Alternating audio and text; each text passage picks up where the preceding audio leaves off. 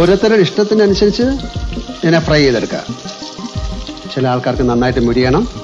ഞാനൊരു 5 മിനിറ്റ് അല്ലെങ്കിൽ ഓരോ സൈഡ് 2.5-3 മിനിറ്റ് അങ്ങനെയൊക്കെ ചെയ്യും. അത് ഓരോ ഫിഷിന് ഓരോ കുക്കിംഗ് ആണ്. അത് യു ഡിസൈഡ്, നിങ്ങളുടെ ഇഷ്ടത്തിന്.